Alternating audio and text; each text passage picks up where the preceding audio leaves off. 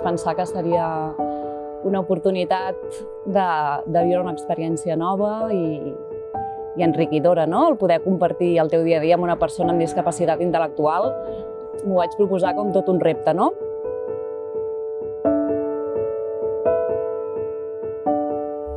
I l'experiència realment és molt bonica, una experiència molt maca.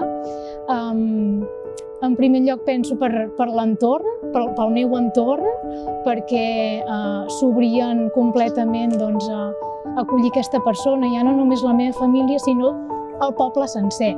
Jo visc en un poble molt petit, fora de la comarca del Bages, llavors era nou per tot el poble, com una vivència nova, una experiència nova, el fet de conèixer una persona amb discapacitat.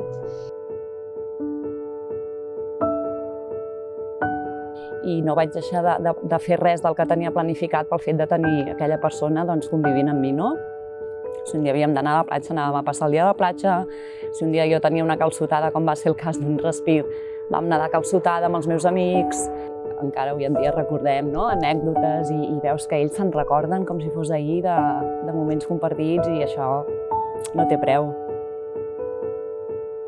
Des del moment que te l'emportes fins que el tornes a casa, tens un número de telèfon on poder trucar amb una persona de referència en cas que et trobis en qualsevol circumstància que necessitis el suport d'algú. Inevitablement es crea de seguida un vincle afectiu molt estret, perquè tu ets el referent màxim durant aquell període de temps de la persona.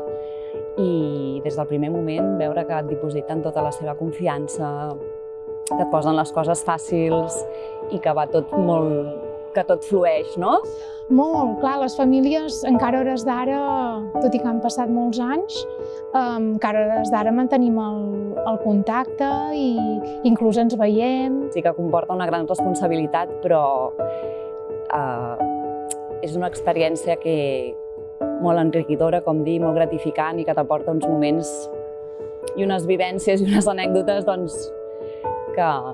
impossibles d'oblidar. Donar a les famílies aquest respir que necessiten i que després veguis que has pogut fer un benefici, això és gratitud, no? És gratitud.